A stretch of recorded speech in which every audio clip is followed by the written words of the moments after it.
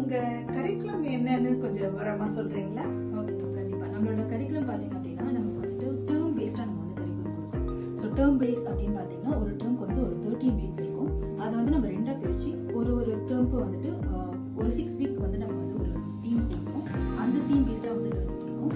அது வந்து அவங்களுக்கு நம்ம என்ன ஃபோக்கஸ் பண்ணோம்னா லைக் ஆக்டிவிட்டிஸ் இருக்கு. அவங்களுக்கு ஒரு 14 டைப்ஸ் ஆக்டிவிட்டிஸ் இப்போ இதெல்லாம் நீங்க பாத்தீங்கன்னா அவங்க வந்துட்டு பிள்ளைங்க வந்து ப்ளே பண்ற மாதிரி இருக்கும். ஸோ அவங்க என்ஜாய் பண்ணி பண்ணுவாங்க, ஃபன்னாக இருக்கும் அவங்களுக்கு. ஸோ அவங்க விளையாடும் போது வந்துட்டு அது மூலமாக அவங்க லேர்ன் பண்ணுவாங்க.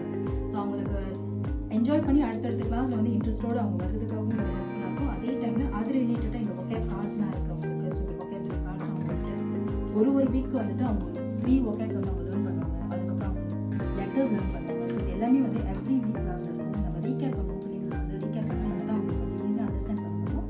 லேட்டர் வந்து அவங்க யூஸ் பண்ணுறதுக்கும் ஈஸியாக இருக்கும். ஆல்சோ நம்ம வந்து இன்டராக்டிவ் டூல்ஸ் இருக்குது நம்ம கிளாஸில். அந்த இன்டராக்டிவ் டூல்ஸும் நம்ம யூஸ் பண்ணுவோம். டைஸ் கேம்ஸ் இருக்குது நம்மகிட்ட. ஸோ இப்போ நம்ம ஃப்ரூட்ஸ் அண்ட் வெஜிடபிள்ஸ் தீமாக இருக்கட்டும், டிரான்ஸ்போர்ட்டேஷன் தீம் அந்த மாதிரி. அதுக்கப்புறம் வந்து நமக்கு மெயின் ஆக்டிவிட்டி இருக்குது அப்படி லைக் நமக்கு வந்து ரைம்ஸ் இருக்குது. அதுக்கப்புறம் அனிமேஷன் ஸ்டோரிஸ் இருக்கும். அந்த ஸ்டோரிஸ் வந்து ஸ்டோரி கார்டாகவும் இருக்குது நம்மகிட்ட. அதே டைமில் நமக்கு வந்து வீடியோவும் அனிமேஷன் ஸ்டோரி நம்ம வந்துட்டு ப்ளே பண்ணுவோம் கிளாஸில் பிள்ளைங்களுக்கு ஈஸியாக வந்துட்டு புரிஞ்சுக்கிறதுக்கு. அதே மாதிரி கான்வர்சேஷனல் தமிழ் இருக்கும். நம்ம அந்த தீமில் வந்து என்ன தலைப்பு கொடுக்கணுமோ அதை வச்சு அவங்க சிம்பிள் சென்டென்சஸ் பேச வைக்கிறதுக்கு. ஏன்னா ஆரல் கொஞ்சம் கஷ்டப்படுறதுனால சிம்பிள் சென்டென்சஸ் வகையில் வந்து அவங்களுக்கு நம்ம ஹெல்ப் பண்ணுவோம். ஸோ இந்த மாதிரி தான் நம்ம லெசன் டைம் ஓவராலாக இருக்கும். இது என்னமா?